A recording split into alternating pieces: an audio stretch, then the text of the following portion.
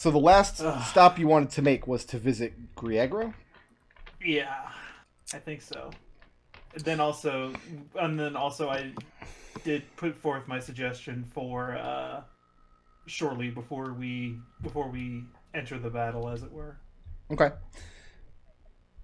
Griegro, you hear from Captain Eyes, completely on his own volition, without Captain Eyes making this request. And Captain Eyes finds it somewhat unnerving. Griegro maintains a body of water deep enough nearby to his location that the Deceit can comfortably dock, but small enough that it cannot maneuver once it's down. And Captain Eyes, something about this is very unsettling to him. And as he said, his interactions with Griegro over... Excuse me, I just ate chili and now I'm real burpy. Over the years, has been very polite and very infrequent. This is not a resource he tries to tap very often. Yeah. He points out a line of wooden watchtowers, evenly spaced through the distance, up on hilltops and along the banks of this little, essentially this tiny man-made lake that you're going to be setting down into. And he calls for silence on the ship, as though you should be listening very intently for something. And what you hear as the ship is coming down before it touches the lake is this incredibly unnerving stomping sound. And you realize it's the sound of hundreds of orcs, half-orcs, goblins, kobolds, Yikaria, whatever Gregor can get his hands on, in unison, putting their boots to the wooden floors of these watchtowers, turning towards the ship and knocking a bow. And hundreds of these in a circle all around the lake in perfect unison, snapping to attention, putting an arrow to the string. That's freaky. Captain Eyes looks at you guys. Says, the Deceit will be here if you survive. And he tips his hat, heads back into his cabin. And a Raazu. ladder is thrown over the edge for you guys to climb down. Yep. Climb down. Start heading up toward the. Start walking up toward where our first foray into the Underdark, where it started. And as you touch the ground, two younger orcs, children to your eyes, but clearly just desiccated husks. These are orc children that must have died long ago, that Gregor was still using their bodies for his purpose. Their eyes have long since decayed out of their head. Their skin is pallid, cracked like leather. And they're just draped with rags. And their voices are very hollow, and it sounds like they're speaking from very, very far away. And they speak in unison, this male and female orc child together, that Griagro is happy to learn that his friends from ages and ages past have returned to the world. And they begin leading you away from the lake into Griagro's realm. Okay. This is just how we met him. Yeah, but these are kids. Were. Now they're husks. And they're not quite. It's been 64 years, man. The vegetation here is much more vibrant than the wastelands you've flown over.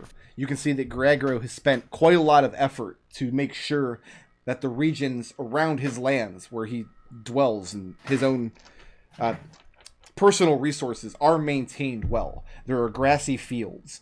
But what's unnerving is the trees are planted in very rigid grids. They're not naturally grown. They were clearly planted, meticulously spaced, and maintained and trimmed in grid patterns so that they could be felled for his uses of wood. This is what nature would look like if somebody simply said, we need X amount of resources from Y amount of land, and this is how we're going to get it. about. Can't believe we've joined my Minecraft server. Are the trees all voxels? There are husks out there just punching them. It's the most efficient use of resources. The hillside where where his hideout was, which was originally hideout for another villain in the area that Griagro kind of took over, is mostly not gone, but built up. And a stone keep sits in its place, with white and gray mottled stones quarried from the area. And he maintains a very high-quality stone road between the lake where you set down and a couple other areas of notes in his surrounding territory leading up to his keep. More of these husk/orc creatures are guarding the drawbridge, and as they see you approach, they don't have to call out anything. They don't say anything to the people who are escorting you up. They just know to lower the drawbridge. It's already down by the time you arrive. This is just like the welcome that I got when I visited him a long time ago. Who was not quite this built up yet. Yeah, He's had a long time. I cautioned him not to overstretch his resources, but looks like that has not been a problem. As you enter into the keep, the antechamber is the foyer is very drafty, very large, very open, and there's lots of areas where he can have eyes on you. There's a balcony level up above where two large sweeping staircases reach up to meet. And you don't see any creatures, but you see a lot of movement around. And you realize that there are black tendrils snaking along the walls and the floor, underneath rugs, behind tapestries, trying to stay out of sight, but they're always there. And instinctively, these two husks lead you up one of the sets of grand stairs of the foyer, through an antechamber and back into a stone hallway with many rooms on either side. And at the end are two large wooden doors that stand open. And you start smelling chemical odors, bubbling alchemical scents. And you realize they're taking you into Griagro's lab. It's a very large room with many shelves, many very delicate scientific and alchemical instruments, and a multitude of these black tendrils snaking across all surfaces, moving things, pouring things, combining chemicals together, stretching open scrolls, measuring out spoons and cups of various powders and salts and solvents. And above it all, in a great stone chair, is Griagro himself in his purple robes. And he very casually regards you as you enter. But casually for Griagro means that he extends his great arm, which, as you recall, has been removed at the shoulder and replaced with a huge lashing tentacle. And he reaches down to a body laying on the floor. And when the tentacle contacts it, wraps around its neck and head, the body pulls itself up under its own muscle power and lumbers forward. And its jaw is kind of hanging open. And you hear a crack as the jaw moves into place and begins to speak with its own desiccated voice, but with Griagro's words. And he simply says, "Welcome. I am delighted to hear that your death was temporary. I suspected as much." As are we. How have you kept Mammon out? Adrex just Where'd blurts you get the out. water for the trees? Regarding Adres's question first, he tells you that Mammon's power is great, but his reach is tenuous, and the further south he extends, the more tenuous that reach becomes. He tells you that there are many pockets of isolated peoples all around the north that cause Mammon no end of frustration. Mm-hmm. He says that if the armies of the north could rally the same ways that the armies of the Southlings do, they would push Mammon back to Wizard's Folly. Alas, this is a thing that will not happen. To regard Red's question, he invites you, after your conversation, to see the great pumping mechanisms that he has bent the deep gnomes to building for him that draws water up from oceans of the Underdark. Mammon has no power here because he cannot control the water, and because he cannot control his armies. Meaning Greagro's armies, his husks and whatnot. Do you have a list of locations of people that are still resisting Mammon? He tells you that he has very little interest in such things, and he tells you that this is an avenue that he thinks you would be wasting your time to pursue. He says that rallying humans or elves to a banner is difficult enough when they have a common cause. Rallying goblins and orcs are outside of the nature of such creatures. He says there is one way to unify lowly forms of life such as these, and you have seen it outside my walls. Raazu nods and says, "That is why we don't intend to rally force. Our means of approach is going to be to sever the head, and the rest of the beast will fall." He asks you by which beast you mean. Well, we think we mean Mammon, but now we're also concerned about the Void Dragon that seems to be floating around. He tells you he has seen this creature in his astral projections. This unnerving creature of immeasurable capability that draws power from the same source that Greagro does. Its psionic abilities are intense, and in truth, it is the only thing of night that has been causing him nightmares. Causing you nightmares. This must be this is a hell of a thing then.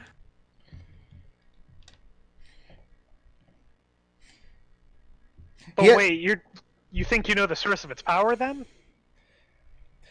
He tells you that the source of this creature's power, which he has only seen in astral projections, he's never seen its physical form in the world, is much the same as his own. He taps into fine threads of psionic connection that reach to realms far beyond the cosmos and far beyond the known planes, beyond any place where... And he basically goes off into his own little onion speech.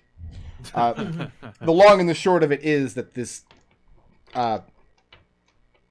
terrible void creature that Red saw, and Greagro's psionic, and all mind flayers by extension, psionic magic, are the same kind of source. And when they make an insight check, All right. That is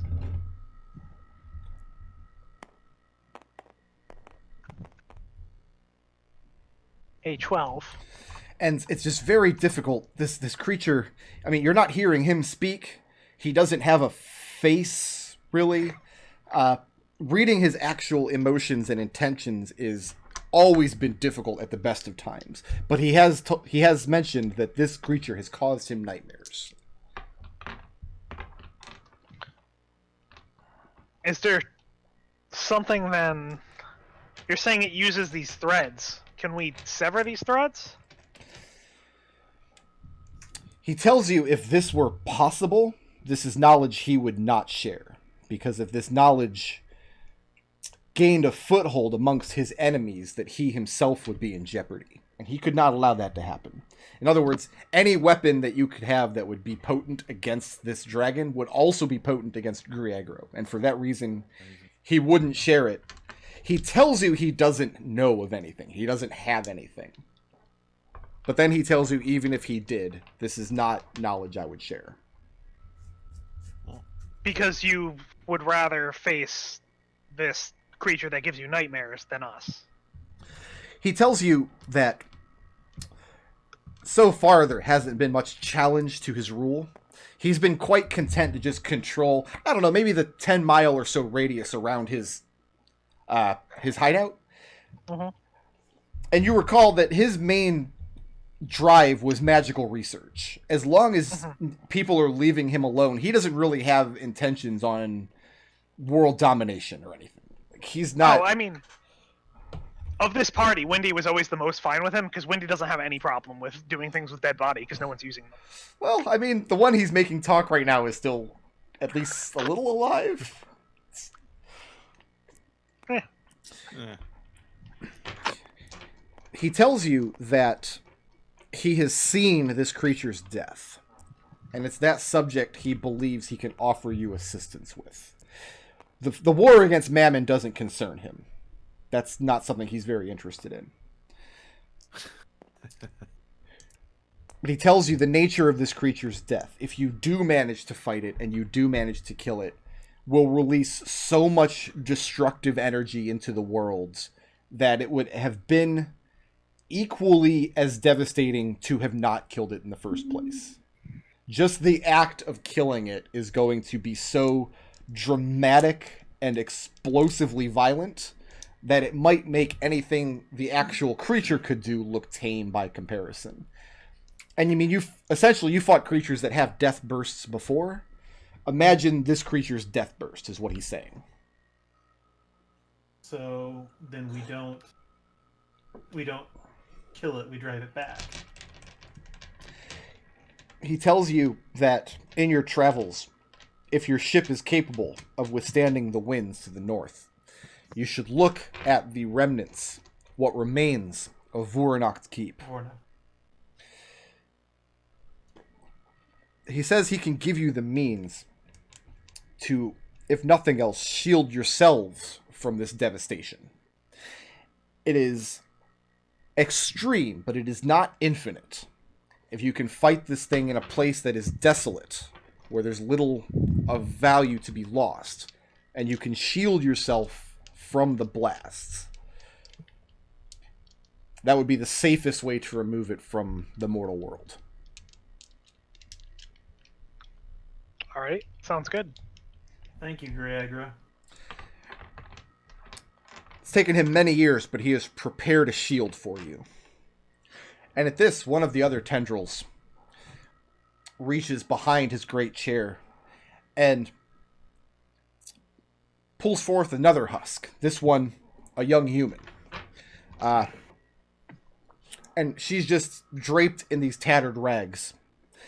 And instead of this tendril lashed around her neck and head, it goes back up into the base of her skull, into her head, kind of like the plugs from the Matrix. Mm-hmm. And she's dangling limply from it. And the tendril very gingerly places it in front of you. And Gregor asks one of you to reach out and steady it. And he very pointedly uses the term "it" to refer to this woman. Raazu reaches out, holds her steady. And it's just like holding a limp corpse that has like maybe a noose wrapped around it. But when the tendril sucks out of the back of her head with this slurping sound, the body goes limp in your arms for a moment, but then begins to twitch weakly. And you see her eyes flash open and darting around. She can't move, but it looks like she can look around, and she looks frightened. Gregio tells you that he has imbued this object with no small amount of psionic energy over the years, and that if you were to release it at the same time as you kill the Void Dragon, it will shield you from the bulk of the blast. And this is a grown woman or a child? Maybe a late teenager.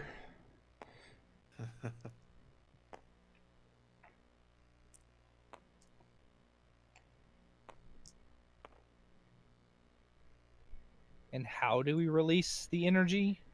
And he tells you it's very simple. Any capable person with a blade should be able to do it. You merely cut it open.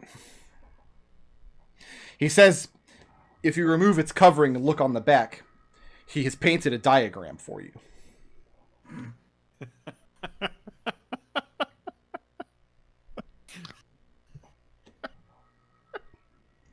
Sorry. Adrex is bursting out laughing, like, yep. Let's go visit Griagro, guys. This is a great idea. I love Griagro. Griagro's great. I mean, we have to look at what this diagram is. Like, come on. This is literally the most comically evil thing that has happened in this campaign. And Adrex wants to see the diagram. Come on, let's go. Okay, Turn her over. And when you lift up the tattered rags, just tattooed on her back from the base of her neck down to the small of her back, along her spine, is tattooed this dotted line. And on either side of it are written in bizarre magical runes and whatnot. But he assures you that any capable swordsman could make this cut. Can I make an Arcana check to read the runes? Sure. Go ahead. I don't know why this amuses me so much. Oh, it's only an 8. So you don't know what the words mean, but Griagro assures you that they are abjurations put in place to keep this wellspring of psionic energy from releasing too early or under the wrong conditions.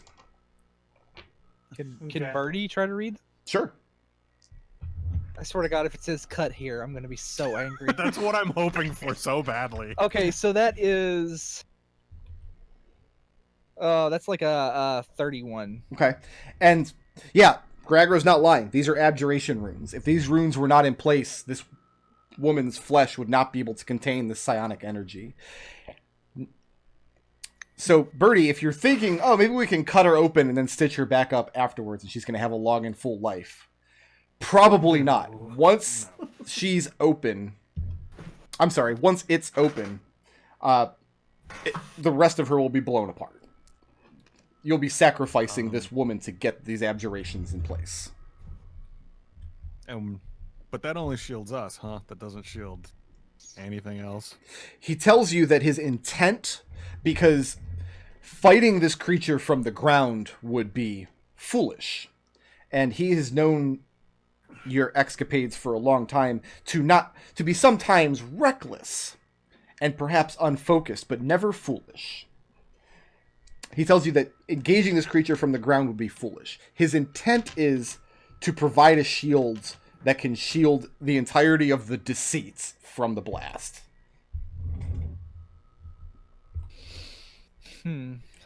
So do we fight it over?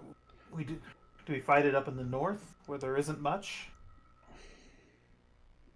He tells you, if it please you, he knows of some Southling kingdoms that cause him frustrations from time to time. If you were to fight it there and wipe out their entire peoples, that would be doing him a great service. But if for some reason the mass extinction of Southling life is distasteful to you, yes, fighting him over a wasteland in the north is probably the best way to avoid harm. Maybe we could That's where we take do him. it then.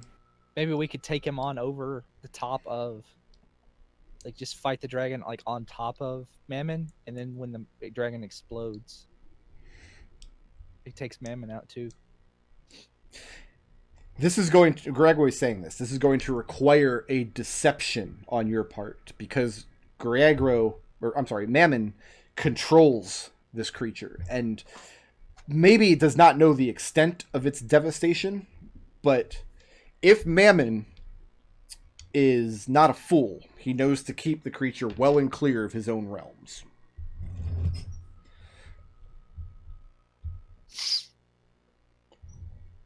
Unless you have some plan to make him bring the Void Dragon to the Gold Spire in the north.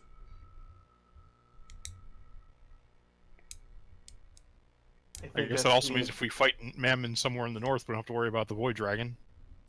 So what I'm hearing is this Void Dragon. Is this Void Dragon the former Ice King, or is this a separate entity? Griagro's understanding, nobody knows for sure, but Griagro's understanding is whatever happened at Voronok Keep took the Ice King somewhere, and when the Ice King returned, it was transformed into this new beast. So there's some contention about that, whether this is a fourth dragon that Mammon controls, or whether this is the Ice King in a new form.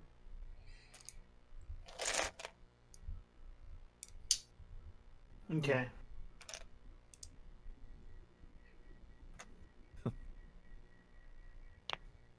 Then how do we Warlock. how do we consummate this ruse then? He tells you that, again, that this any interaction with Mammon he has no interest in. He's only interested in helping you fight this dragon. He says he's willing to put many of his resources at your disposal. You are, of course, welcome to stay here in his keep as long as you want, making plans or whatever you need to do. He does offer you one last weapon that he's prepared. One of the other tendrils drags out, wrapped up in cloth, and sets this cloth in front of your group and tenderly opens it up. And inside, you guys are expecting something really horrible, aren't you? Yeah. It's a bundle of arrows. Where most arrows have a shaft and fletching on one end and an arrowhead affixed to the other, the arrows are made of solid material that at the tip is extremely hard and soft, and the center feels flexible and hollow, and the fletching at the end feels very feathery indeed. But it's all one piece. There are 10 of these arrows. Mammon tells you that these arrows are useless in an actual fight. If you send them at let fly from your bow, you can expect them to shatter and not deal much damage. Anything struck with them will be momentarily stunned. Dazed for just a moment, a split second. So little time that if you were to use it against a conventional foe, it would not gain you any advantage. What's special about these arrows is he's imbued them, again, with psionics. That if you strike a creature with them that is capable of shrugging off a condition, this forces it to do so. What he's saying is a creature with legendary resistance struck by this arrow has to use its legendary resistance to resist this useless stun effect. Oh, cool. They don't do any damage, but if you hit any creature with 3 of these, legendary resistance, typically creatures only have 3 uses of it, they're then susceptible to anything else you want to try to do to them that will require a saving throw. Everybody knows how legendary resistance works, right? It's worded, if you fail a saving throw, you just decide to pass instead. Yeah. And it eats up a legendary action or something, Ancient right? Dragons and Mammon both have that, as far as I know. He's only giving you 10, and they have to fail the saving throw versus this stun in order to eat up one of the legendary resistances. But instead of being able to choose when to use it, this forces them to use it. Okay. He tells you that these weapons are extremely precious and difficult to make, and he thinks you will find them most useful in the battle against the Void Dragon, but if you have some left over, at your discretion, using them against Mammon will also be very useful. Mm-hmm. Okay. Well, I still have a longbow, so I guess these fall to me. You're taking all 10 of them? Well, no. Birdie uses a short bow, huh? Yeah, but you've got multiple attacks around. I do. Okay. Yeah, that's probably the best chance we have to cram all of those saves into one thing. Yeah. And you've got the ability to just cheat using your dice, so... I do. Yeah. You have the ability to cheat using my dice. I mean, mark down the save DC for these arrows is 17, and the effect is they're stunned until the end of your action, basically. So you get advantage on the next one. If you have multiple attacks in one action, yes, but it's not. This isn't like a Windy Brand. You're stunned for the next 10 minutes, and I get to pummel you to death kind of stun. Although we'll be using that too. He tells you the last wisdom he can tell you about the dragon is in the center of it. You will see its pulsing white heart, and this white heart will get bigger and hotter and consume more of the creature's form the closer it is to death. Aside from these things, the resources he can offer you are conventional kinds of stuff. If you need equipment, if you want... None of his husks are going to be useful in a fight outside of his area of influence. But he can give you libraries to do magical research, to identify things. He can... I think we should identify that ring that I have. Okay. He can brew some number of potions or scrolls if you want this kind of thing. Yes. Where did you find this ring? I don't remember. Vornak Keep. I believe it was in the Arcanoloth's Right. possession. Yes, it was Okay. the Arcanoloth. Let me pull that up. All we know is it's not immediately fatal to Raazu. Yeah. I have a directory with all the Vornak Keep adventure stuff, and I have a text file. I have no idea what's on it. It's just called whocares.txt. No idea what that might be. Don't open it. Who cares? You know what? You're right. I was going to open it, but I just don't care. I care. It is a ring of City. free action. Ooh. And that's in the DMG, right? Yes, that should be in the DMG. It's pretty good. It's a pretty good item. I don't have the DMG handy. Hang on. I have to get it. So I've got some poisons of sickening radiance. Mhm. Does Griegro know if that would be effective against the Void Dragon? He doesn't have any information about what kinds of damage might be effective against it. Well, would it be immune to it, I guess, is also a question, like, is it worth using? He tells you that his physical form is not immune to these types of poisons. Mm-hmm. He knows a little bit about the poison of which you speak, because it's originally a drow poison. Yeah. And he tells you that he knows it's quite effective against their people, but meaning other mind flayers. If this thing has any kind of physical form, which he cannot guarantee, your conventional poisons as well as your sickening radiance should be effective. Okay. But that's a big if. All right. The ring of free action. While you wear this ring, difficult terrain does not cost extra movement. In addition, magic can neither reduce your speed nor cause you to be paralyzed or restrained. Who could make the best use of that?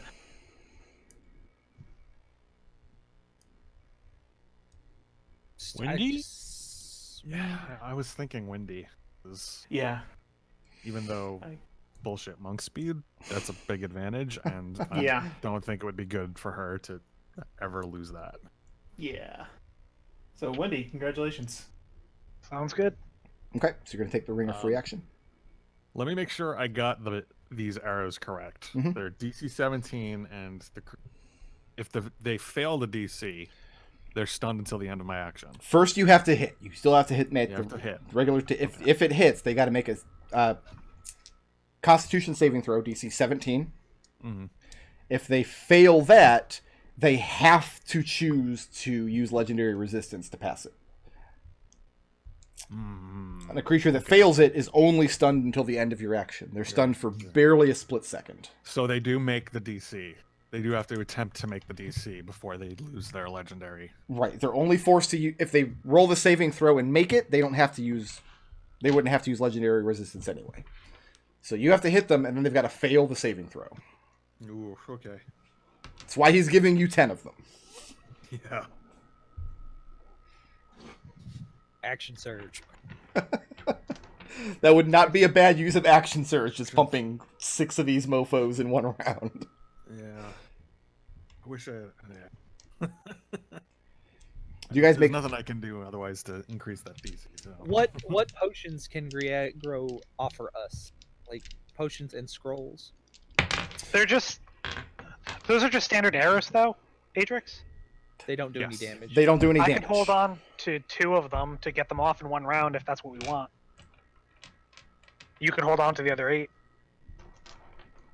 Yeah, I mean, Well, actually, you could hold on to 6. Red and I could each take 1, and then Wendy could take 2. That's basically first round of combat. We all just hit with. Wow, it's almost like I measured that out ahead of time. okay. Look at that. Okay. But yeah, 10 should be enough for Adrex to fire 6, Windy to fire 2, and each of the rogues to fire 1 in the first round. Raazu can turn her Holy Avenger into a ranged weapon, but she doesn't have a conventional bow with which to fire conventional arrows. As for what kind of potions Greggro can make, I would say anything within reason, within a reasonable number. Basically, a potion that is able to recreate the effects of a first or second level spell would probably be appropriate in most cases. I need a number. It's going to depend on which kind of potions you want. Okay. Like I'm not going to give you 200 like shield potions. That's ridiculous. Okay. I recommend it though. It's really good. Protection from stuff? Protection from stuff. Everyone Yeah. likes protection from stuff. I was thinking bless.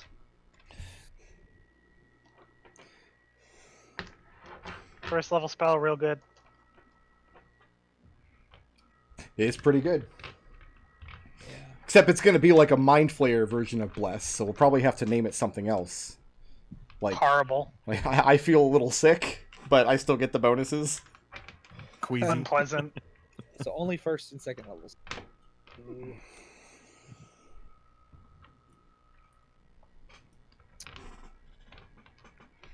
I'll say that he can give you an array of spells, or array of potions, one each of you, so 5 total, that replicate any combination of first and second levels you want.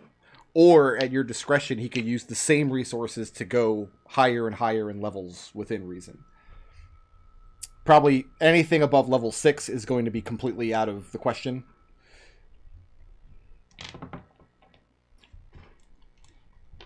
But yes, he's able to give you these resources because he's been here for 60 years doing this shit.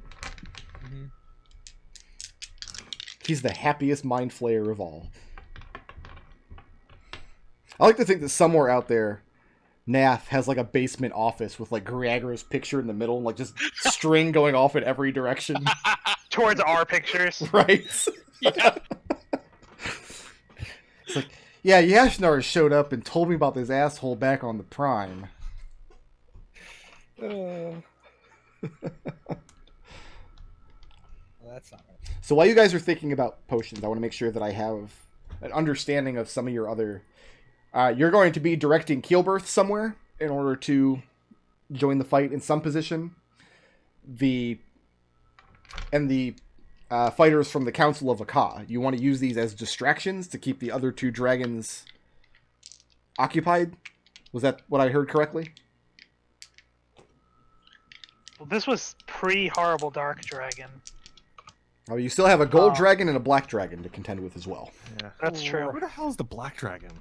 Where did he come from? The Black mines. dragon. What? He was the one that Mines. Breniar took his Oh. wings away, but Mammon has Yeah, given them back. Sorry, kind asshole. Everyone hates that guy. You guys started to pick a fight with him, but then he acided you a little bit. So, with regards to spells, yeah, I think that still sounds like our plan. We still need to deal with those guys. Okay. With regards to spells, guys, I don't think we can do worse than spending 2 spell levels on blessing us.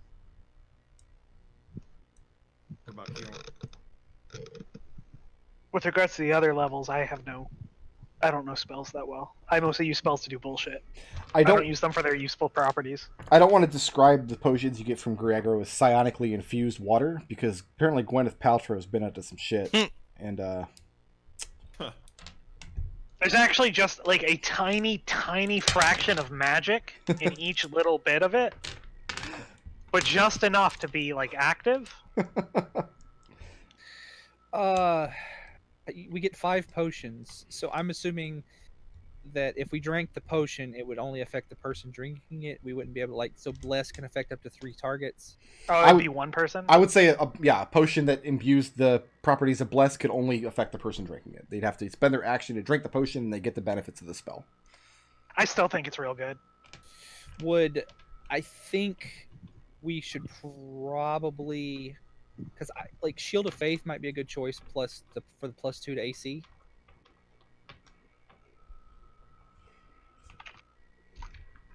You guys can request different things too. I'm not gonna. Yeah, Yeah, for me, I'm gonna go with Bless just because my AC is already horseshit. Okay. Yeah.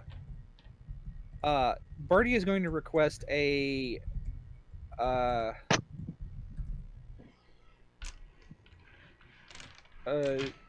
don't know. Do you think the +2 AC would be better than the protection from stuff?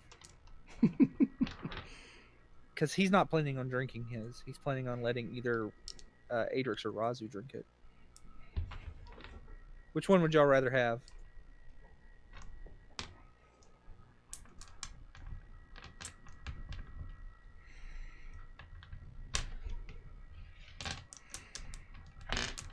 Nothing. They don't want protection from anything. I guess not. Oh, I'm muted. Oh shit. I'm Protection sorry. from Jeff. No, Shield of Faith. Shield of Faith sounds good for me. Okay. Yeah. So okay, mark me down for a Shield of Faith potion. Okay. The same person cannot drink 2 of those and get the effect, like stack the effects. No sharing. I want healing potions. Buddy, I can make you those. We're gonna need them. Yeah. Yeah, and we're gonna need more than like regular healing potions as well. Wendy, using herbalism to make healing potions. That's still an available action. Yeah. It's just notably more difficult now because you have less to work with in terms of your herbalism kit down on the ground. But yeah, that's absolutely still a thing you can do. Yeah. And we've got months. We've had. Yeah, we've kind of been bopping around the world for like 2 months now. Yeah, I mean, I can refill my healer's kit. yeah, you can replenish that. Excellent. And I'll also give everybody their full 6 blips before they go into battle against the bosses. Yeah. Okay. I think we should concentrate like all of them on defensive spells or like buff spells, like so bless, protection from stuff, and shield of faith. Things like That sort of heroism are stuff. not. Yeah, heroism's not good. Maybe enlarge. So Adrex can grow large and wrestle with the giant shadow dragon. That'd be fun, right? Now, Shield of Faith, it takes a bonus action to cast it. It's still going to take a full action to drink the potion. It's fine. But then it will give you +2 AC for 10 minutes. So these are second level spells? First or First second? So could I get a second level false life? False Life. That gives you temp HP, right? Yeah. Yep. You use that as a cleric in the other game. So a D4 plus 9 temp Yep. HP? Yeah, that's fine. Perfectly fine. Yeah, I'll do that. Okay. So I don't have as many hit points as everyone else.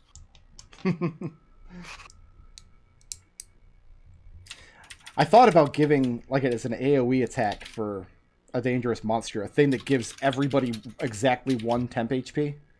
Because whenever you receive temp HP, it replaces the temp HP you already had. Yeah. Just a dick That's like move. some- I haven't that's like done some- That's like some Dragon Quest shit. it. And That would be a Adrex. good month. So I've got Wendy down for Bless, Birdie and Raazu for Shield of Faith. What does Adrex want? Oh, yeah, come back to me. I haven't. Okay. I've been lamenting about healing potions and not actually thinking. So while you're thinking about that, apart from that, the resources Drago can offer you are basic mundane equipment kind of things. If you want to do regrettable, terrible biological experiments on his husks, he's open to that. Nah, I don't think so. I think we're good. Just for funsies. We'll need silver weapons too, but it's not. I don't think. He doesn't have a great amount of silver, but he does have the capabilities to smith silver weapons. There's a lot of places Yes. you could do that. Yeah. Yeah. It's just slimier if we get it from. Like, I feel like we're dealing with like. This must be what like people feel like who care about like blood diamonds feel like when they're going shopping for a wedding band. So what do you do with the psionic shield lady that Gregor gave you? Is she aware? Is she capable of? Difficult to Like- say. She's not capable of moving under her own power. Whatever, like she seems completely paralyzed. Her eyes open and dart around a lot. She doesn't sweat. She doesn't say or make any noise. Does she have a pulse? Yes, she's alive in some sense. She does not take food or drink at all, but it's difficult to say if she's able to see things that are happening. But she does have this vacant, vaguely terrified expression on her face at all times. Well, I mean, best not to think about it too much, I suppose. That's fine. I can't see it. Did anybody tell Wendy that this is like a woman and not just like a balloon filled with psychic stuff? It's like Birdie doesn't have the best grasp of right and wrong, but this doesn't actually fill him with happy, fuzzy feelings. I wonder why not. Anyway, is that everything we needed from Gregro? I think it's everything we're gonna get. Okay. Yeah. And Adrex, you can just let me know what kind of potion you want from him. And I'm just gonna write this down. So we got potion, Shield of Faith. Yep. Looks like 2 potions of Shield of Faith and 2 potions of Bless. Oh, red one is False Life. Oh, false. Is there a price in the PHB for arrows? I don't see it anywhere. Okay. We'll put level 2. So that was 1d4 plus 9 temp HP. So as far as silvering weapons goes, Raazu, you cannot silver your Holy Avenger. Doesn't work. No. Because it's like a weird magic jelly weapon. That's fine. In Seems Captain to be I's pretty good. stores, he has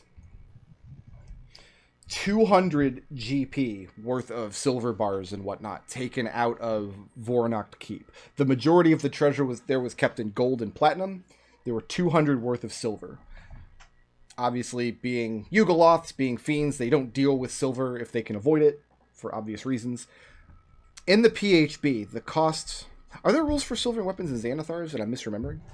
I think it's in the PHB is the cost of silver roll weapon. But I mean in terms of how much silver it uses, because you guys have a finite amount to work with. Yeah. Let's see. I don't know if this is... We had to look this up in Strahd the other day. Let's see. You can silver a single weapon or 10 pieces of ammunition for 100 gold pieces. This cost represents the price of the silver, in addition to the time and expertise needed to add silver to the weapon without making it less effective. Okay. You guys have 200 GP of silver to work with. Because you're not actually going to be paying for the cost of doing it, we'll just bump that up to 300. So like 3 weapons or 30 arrows of some caliber. This is unless you guys have another source of silver you think you can find. Let's go raid one of those mines. One of the Southling mines. Yeah, one of the ones that Malman's running. Why not? Now, this is a fine idea, but if we do this, I'm going to have to design an adventure for next week for it. And then our finale is going to take 3 weeks. But I will absolutely let you guys raid a Southling mine. I would like a potion of heroism. Heroism. You got it. Because heroism prevents me from being frightened. There's one thing I know dragons do. They frighten people. They make you they be scary, yeah. And the last thing we need is before Adrex gets to go is for him to be frightened. We're just gonna load Adrex up with like all kinds of performance-enhancing drugs and send him at the dragon. If you just control your breathing, the fear goes away. Well, it doesn't go away, but you don't feel it. Well, I mean, you feel it, but you don't really need to do it. Here, give me a few years. Are we yay or nay on the we want to go raid a silver mine, a Southling silver I'm against mine? it personally. Let's spin the silver we have. You said we have enough to do 3 sources, so You have 300 GP total. so we're gonna get 3 shots. So our best bet would actually per buck be arrows. Yes. Because And our last archers- experience is that a silvered weapon gets 1 shot. Right. Yeah. So each of our archers takes 10 arrows from that. My original intent was if you guys lost the first battle against Mammon, like Student 9 would tell you all about this silver vulnerability. So I commend you on actually figuring it out during the first fight. I was not expecting that to happen. So good job. Cool. So is We've that been the hitting cover? everything in this entire campaign with those silvered weapons. It had to pay off sometime. Right? I remember the surprise in your voice when I said it's the silver longsword. Huh. Okay. So we can make 30 silvered arrows out of this. Is my understanding that correctly? Yeah. Right. Yeah. Okay, so that's a quiver and a half of silvered arrows. Like I said, I think we take each of our archers takes. Or wait, we have 4 Oh, archers now, basically. For archers. Since we were at Griagros and I forgot about this, but we have these arrows that all we know is they're magical. And you said they were magical, but we didn't have any way to get them. And I was gonna, can I say that I researched them? They're Which arrows? They are the here somewhere. Oh, the three like ancient wooden arrows? No. I had some black arrows that they were on the list here. I still got my dragon. We got them from the orcs. Those are just like really high quality arrows. +1 arrows. Were they just +1 arrows? They weren't magical. Oh. They were. I remember these arrows now, but my notes on them are a long time ago. Okay. I'll see if I can. Masterwork arrows. I don't know, because it came up when I got that that wand of detect magic, and you said that yes, they were magic, but I don't see them on the list here. They're gone. That's weird. They were gifted to you by the 1,000 arrows. Yeah. By Nuga, yeah. Just watched that session recently. Which, when you think about it, if they've got 1,000 arrows, they were being kind of stingy.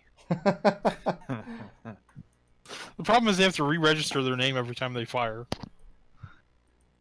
They gave you some amount of them and told you that they wanted you to fire them at their enemy Zolog's butchers. Yeah. Yeah, I don't see them on the list here, but they were whatever. So if you don't have them on your list, you don't have them.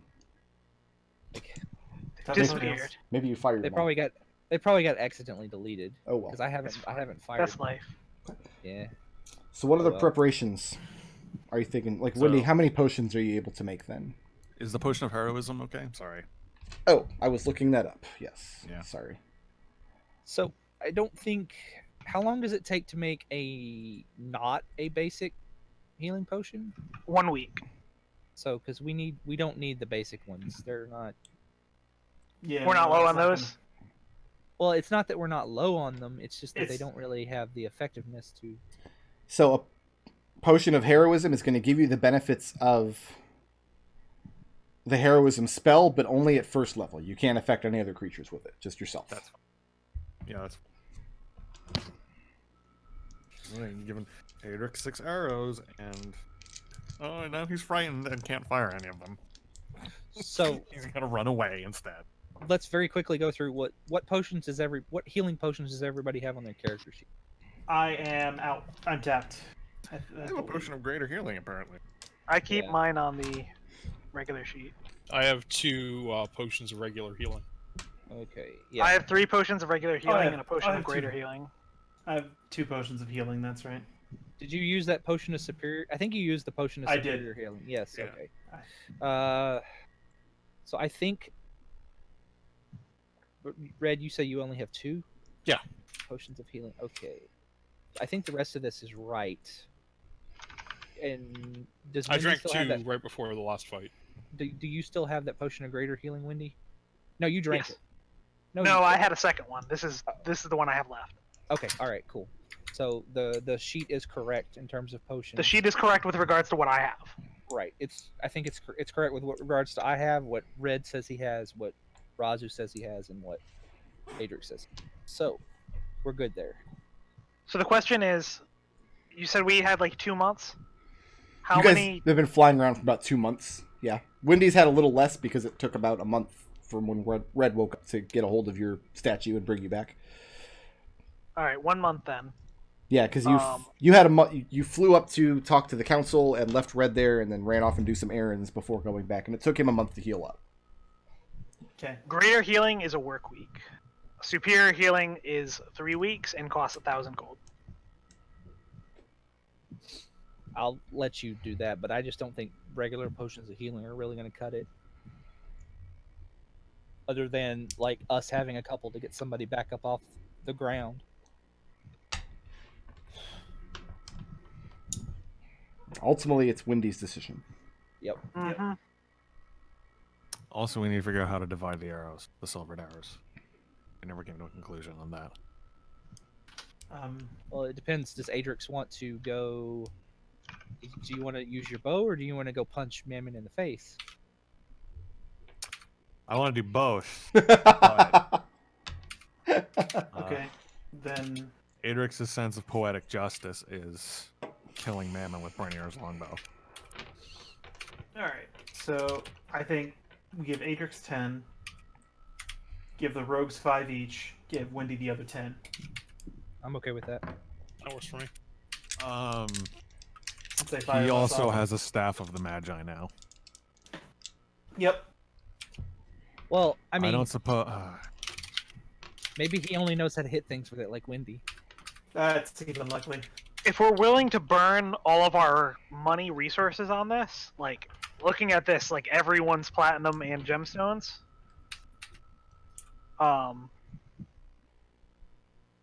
then I can make 2 potions of superior healing, and I think that would be our best bang for a buck, just in regards Yeah. to action economy. Yeah. Yeah. And I Who think the carries people them? who I would give them to are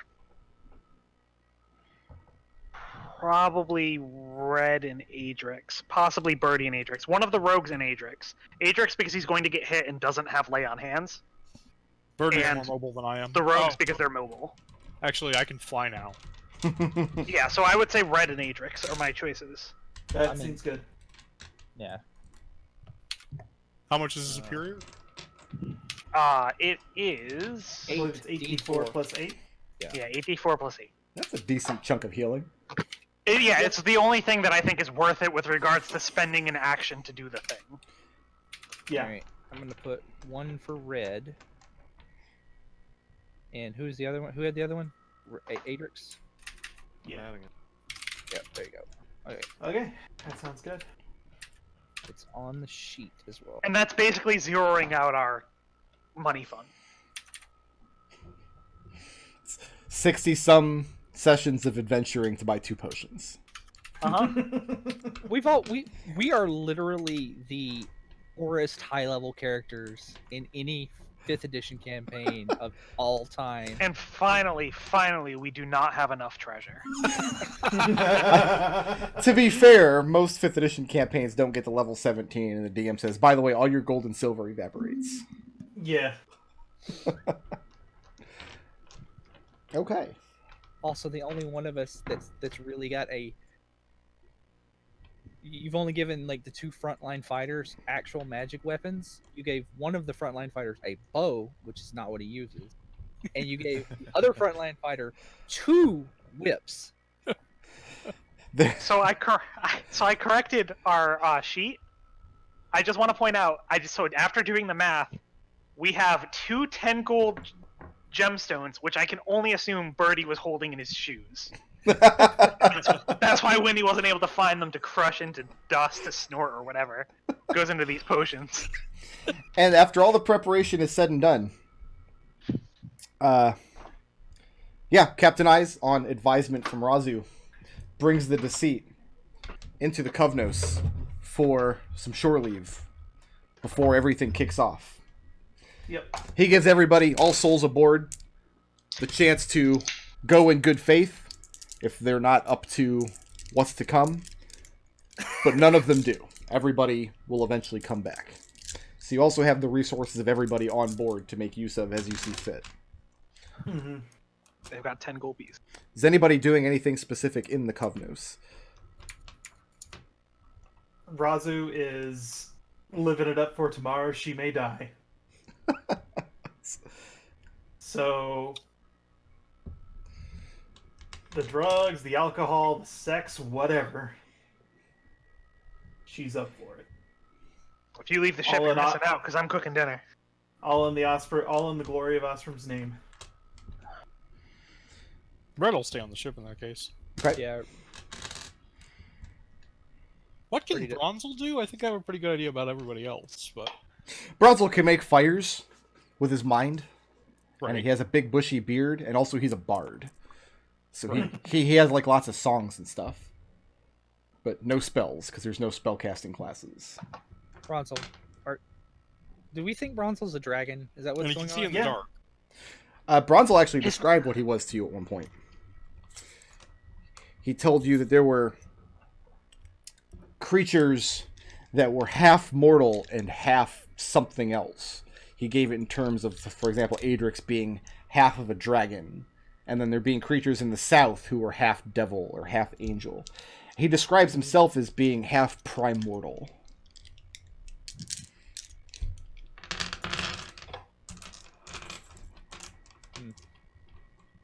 What does that mean? That means he doesn't age. He can make fires with his mind. He can see in the dark. He can That see in the sounds dark. pretty useful. That's a useful set of skills. Yeah. Glad to have you aboard. He's not terrible in a fight. I forget exactly what cantrips he has access to. Those are in notes from the long ago. He's also fairly skilled, not only with a bow, but he's also well versed in how to use these lightning ballistas. 4 of which are attached to the The deceit. deck of the deceit. Hey, Bronzel, what's the command word? Oh no, you guys all know the command word. You guys can all operate these lightning ballistas. If you What so. is it? What do you think it is? French. No Adrex is. It's Friendship. Susan. Okay, so Actually, the command word, they weren't able to suss out what the original command word was, but they found a way to change them. And they changed the command word to Sweetie Bird in honor of the long-lived cook of the deceit, who was loved by all. After her death at a ripe old age of 62. Wendy, you missed her by 2 years. There you go. The command. No, that's fine. But listen, you changed the word, so now we can never find it out. Adrix, you can't tell Adrix that. Tell him it was always Sweetie Bird. So wait, before we go on, so we have the plans for the handheld versions of these. Mhm. How much time would it make for us to make a couple of those to take into the battle? To do that, you would have to deplete the stores. Essentially, with the only other treasure you have access to are what Captain Eyes has in the holds of the deceit, which I can calculate that real quick because I actually have the Vornacht Keep treasure hold here. It was pretty fortuitous that you guys didn't actually raid this treasure hold. Yeah, no. We had enough treasure. Yeah, you had enough treasure. We had enough treasure at the time. Raid it and bring it with us where? Oh, Yeah, also, I did forget this. Also aboard the Deceit, they did manage to have one glass golem created using knowledge from there. So that's fun. Oh, wow. From the glass blower? Yeah. Yeah. Okay. Oh, that's cool. Alright, so I'm seeing, I think, 4 people that can operate these ballista. There's 2 orcs. If you are anybody who's proficient in martial weapons is proficient to fire one of these ballista. So I'm guessing one of the rats, the 2 orcs, and Bronzel are all their best shots. But that's just looking over my notes. Maybe Bubbly. Is it worthwhile for us to hire on a marksman in the Covnos? You could. Are You, they gonna be you better probably than don't the have we to already with the have? crew that you Okay. have. Okay. Yeah, I'll say- we tell one of the people who was all excited. That We hired this guy. if you cash outs, because none of the gold that he has is worth anything, and you've used all the silver. If you cash out the remainder of the gems and such, he has about 9,000 total in terms of gems, art objects, and platinum pieces. I'll say with a month or 2 of work, Uncle Sideburns could craft one of these lightning crossbows. But that's going to cash you out as far as treasure in your vault. We also have those deeds. That would also take a lot of time, and Raazu still kind of wants to keep that aside for her ship in the future. Okay. Raazu's like, that's my retirement, don't touch it. Yeah. Everyone in like- the party looks at Raazu like what? Look, Raazu, Ramen. look, I know, I don't think Birdie would have thought of this, but right now, there is a tremendous currency crush in the world, right? So, property is at an all-time high value. If you sell those now before we end Mammon, and gold maybe goes back to being normal prices, you'd make a killing. Insider trading. Yeah.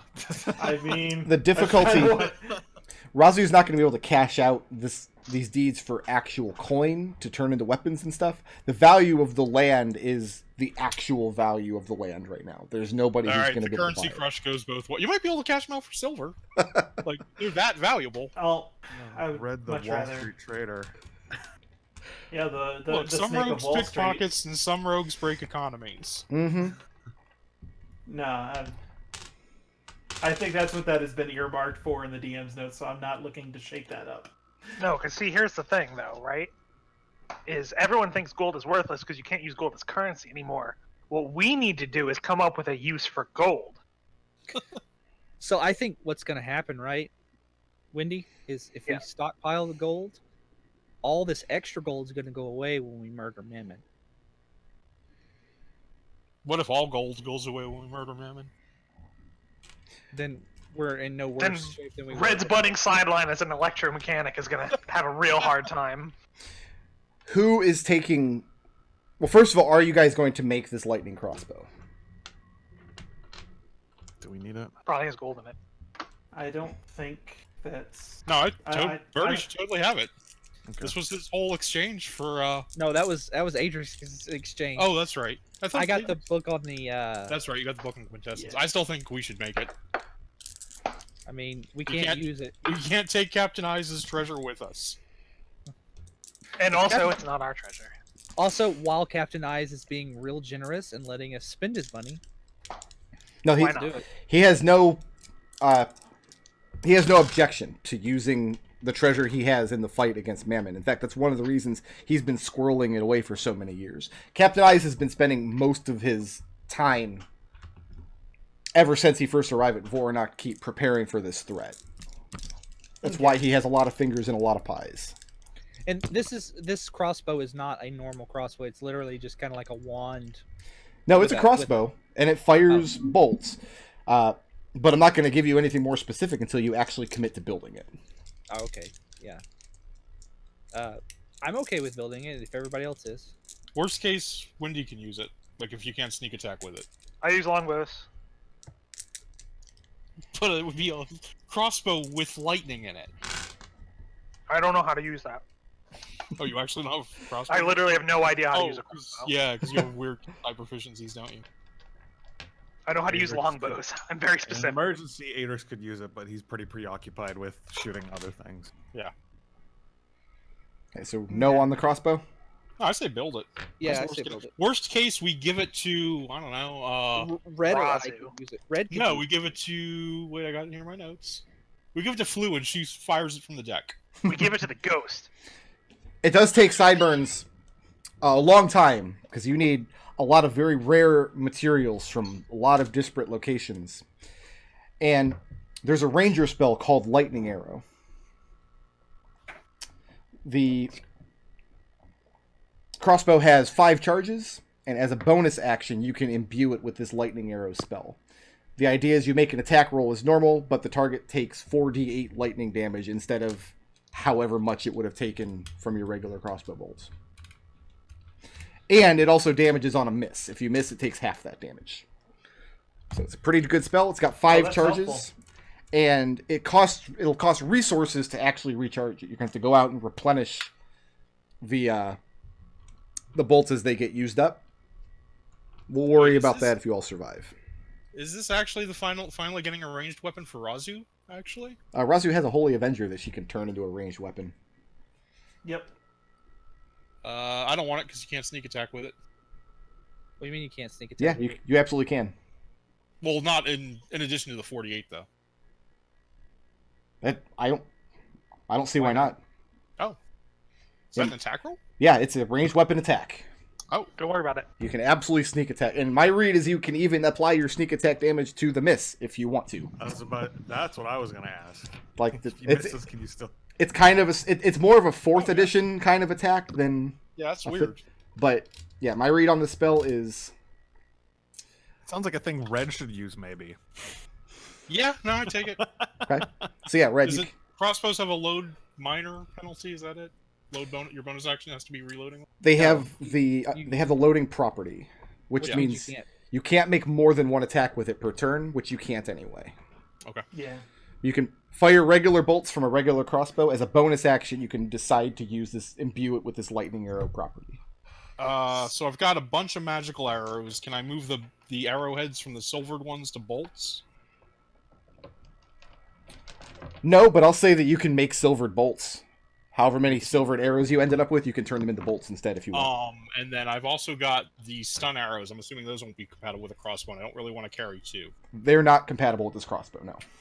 And they can't be You want converted. an extra stun arrow, Windy? Sure, love them. Stunning. Okay. That's me. Okay. All right, are we ready to take on this void dragon? Yeah. Does Raazu get any kind of insight from Osprey with her time in port? Raazu finds Osprey oddly silent. And it's a little disturbing. It doesn't feel like I haven't been pious, I haven't been... It feels like Osprey has left. And this jives a little bit with what Captain Eyes has told you about Yashnars. Yashnars originally left the ship because he started feeling more and more distant from Osprey, as though she were leaving this place. He left on a pilgrimage. He had a vision of Osprey or her avatar residing in a city shaped like a ring. So he left to find that place. That was many years ago. You get the sense they're real bad at the job. One last question, Brick. Can I string this thing with the old orc bowstring I've been using? The crossbow, you mean? Yeah. That is an interesting question. We know it doesn't work on harps. I'm assuming it'll be shorter, so it should, if anything, I can trim it, but... I'm going to say that Red can't, but probably Sideburns could. Okay. But if it breaks, I'm on my own. Yes. If I it can't restring it, yep. you can't restring it in the... I guess you could restring a crossbow in the fields, otherwise it wouldn't be that valuable. Pricing them online, you can buy a crossbow string for $27. So yeah, you can do that. It effectively destroys the string for purposes of using it in your short bow, though. That's fine. Okay. I mean, the crossbow is already a magic weapon. Oh, well, but it doesn't have a +1, right? Nope, does not have an inherent +1. The string will be +1. And Sideburns cautions you. He says if you try to use this string and it snaps, it's no longer magical. You know that, right? Right, I've been using it for years. I That understand sounds ridiculous. Why would you take such an unreliable and inefficient weapon into combat? What if it fails in the heat of battle? Well, I can throw daggers, and also I've always just been really lucky with any time it might snap, it doesn't. He's been burning blips specifically to preserve that. Makes sense. But yeah, Raazu, you find your commune with Osprey is hollow. You don't lose access to any of the abilities that she grants you, but you do find her oddly absent from this world. And it's difficult to describe what that feels like, because I'm not actually a cleric with a connection to a deity. But it was enough to make Yashnars essentially search for this mythical city that may not even exist. Okay. When this is all over, we can go look for her. If you want. I have an oath that I swore a long time ago to protect, and it's time I started getting up on that. All right. Is that the last of our preparations? Everybody is equipped and ready to go? Uh-huh. Yep. The idea is you guys are going to strike against, like, split up the 3 dragons. So you're fighting. You're going to have Keelbeers take one of them. Yep. The Aarakocra monks take a second one. Where do you draw out for me on the map where you want these altercations to occur? Keeping in mind that anything north of Wizard's Folly would be up on the continent, up here somewhere. There's actually off the map. Wait, there's another continent? No, it's the same continent. It's just there's this tiny little land bridge that you guys crossed north of Wizard's Folly to get to, say, the Ice King's realm. Oh, I didn't realize that we were that far off the map. Okay. Oh, yeah. Yeah. You were way up there. Where? Like, how are we luring them out? Like, I'm not- I feel like I'm not going to worry about the specifics of that. I feel like for the monks, the best place to do it is on the Shield Islands. Okay. Yeah, I feel like They the have monks have strong already advantage. been like Yeah. defending Staging that it for area. there. And do you want them to take Yeah, I Breniar, agree. or do you want them to take the Black Dragon? I think they have them take I Breniar want- because if we can incapacitate Mammon, Mhm. then Breniar Yeah. will be like, oh, these guys are good news. Oh, let's help them. Yeah, Breniar, also they're monks, so they have evasion. Uh-huh. Black dragons use acid. Okay, so you're going to have the dueling Black Dragons. So where is this going to be taking place?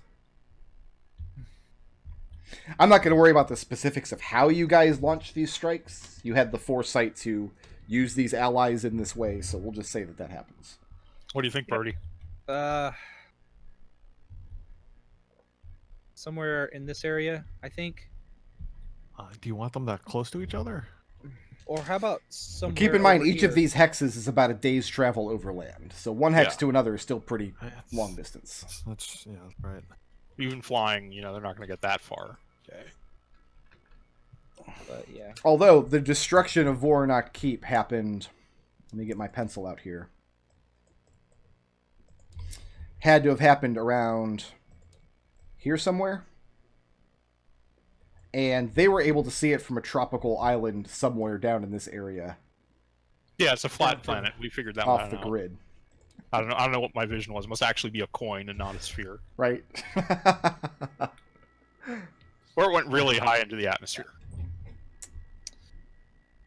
I mean, I think it's 2 black dragons. It's not going to really matter where they fight. Let's just get them as far away as possible. Send them to the Shadow Crossing. We never bothered to investigate that.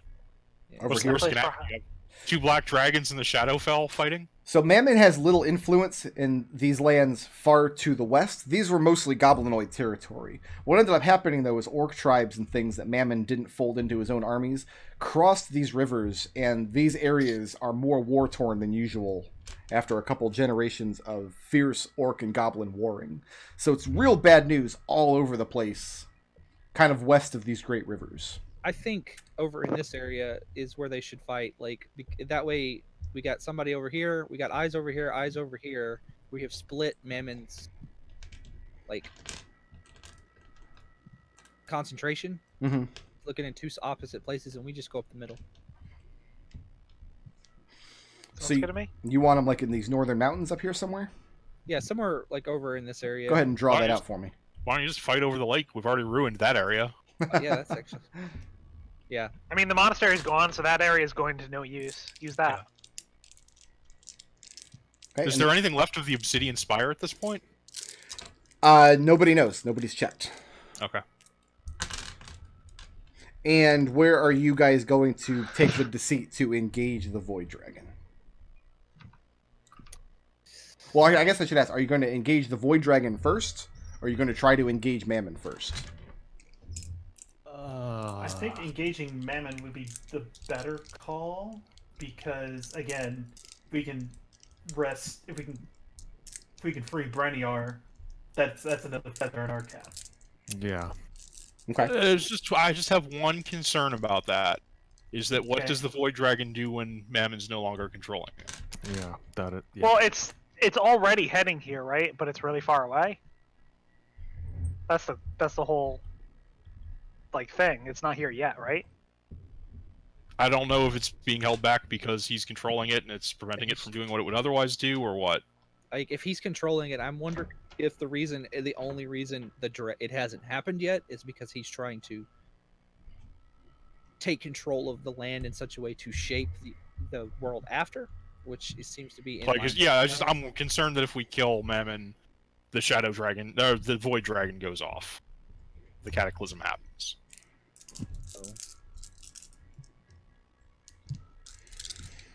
So Void beginning of Dragon next first then? session, you guys are going to go to the Golden Spire and engage Mammon. I, I don't Red's think we vote is decided. for killing the Void Dragon first, but Okay. Birdie's vote is Overruled is overruled. Well, how would we engage the Void Dragon? Is my question. I'm not worried about the specifics of it. Just if you want to take out the Void Dragon first, just pick a place, and that's where we're going to fight it. Yeah.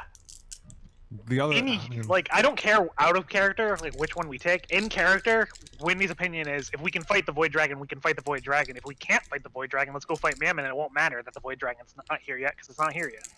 the flip side is, right now we've got the jump on Mammon. If Mammon knows that the Void Dragon is taken care of, that's going to set him off. So, it's like 6 of one, half a dozen of the other. Each has their advantages and disadvantages. Red's votes for Void Dragon, but he's happy to go to Mammon first if the rest of the group disagrees. Adrex is for Mammon. Yeah, Raazu's kind of on the boat for Mammon, mainly because of her wounded pride, but Wendy's vote is for Mammon because Okay, there we her go. perspective is you have to go for the best possible outcome. Pointless planning for the Let's worst. do it. Okay? You're not going to be able to set the deceit down anywhere near to the Golden Spire, but you can get low enough that our 3 flying people can get whatever equipment you need. Are you taking anybody with you to fight Mammon? You have Who lots wants of to willing come? NPCs. Well, we I could mean- make this assumption, though. While you guys are in the Spire fighting Mammon, the Deceit's going to be dealing with some of his minions outside in his realm. So anybody you take with you is not going to be on board the Deceit. I'd I vote think for we Student leave 9. Student 9 has turned himself into a Mammon-killing machine. He has imbued. He had his hands. They weren't weapons. They were scalpels and instruments and things. But he has replaced many of his parts with silver. Yeah, Yeah, I think I think that- of anyone on the ship, like he's the only one that would do more good with us than here. Okay. The only other one I think maybe is Thada, but I'll leave that up to Raazu. she's old. Thada it's Thada's has. decision. She would love to stand with you and fight Mammon if for no reason other than last time you went to fight Mammon, she Yep. had work That's elsewhere what I was to do. thinking. I feel like she's had this coming literally her whole life.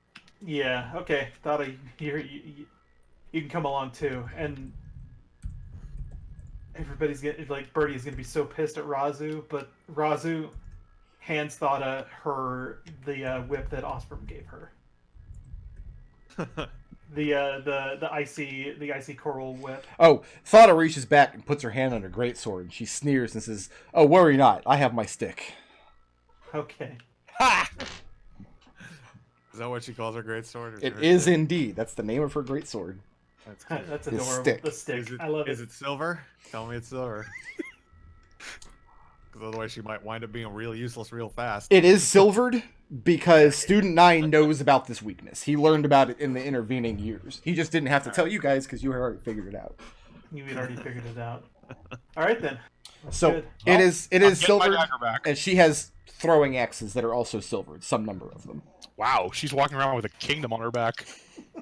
Well, keep in mind too, there was a number of years in the intervening time before these golden rivers came south, so there was time to amass silver in some quantities yeah. beforehand. So, yeah. Captain Ice kind of had a head start on a lot of this stuff. So when we pick it up next session, we're going to go to the Golden Spire. You guys, once you're clear of the Deceit's not able to wait on you. It's going to have to go into defensive mode. Yep. Have fun. So it'll be U5 plus Student 9 and Thada. I will have stat blocks for the two of them, and I will let you guys worry about what they're going to do during the actual combat. You already know all of the defenses inside of the Golden Spire. You already know what he's got. So you can probably count on more of these golems. You can probably count on his Drake. You can probably count on lots of Mephits. Didn't we kill Yep. the Drake? Damn. It was But he said 60 years to rebuild it. yeah, it was a drake made of he animated out of gold. That's true. All right.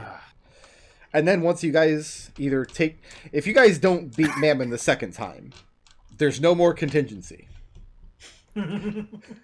There's no more good ending, bad ending.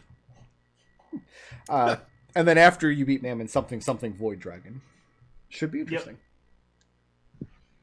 All right, that's what we'll call it there. Everybody, go ahead and fill up your whatever resources or anything you expended as far as taking a rest. Go ahead and fill yourself up to 6 blips for the confrontations.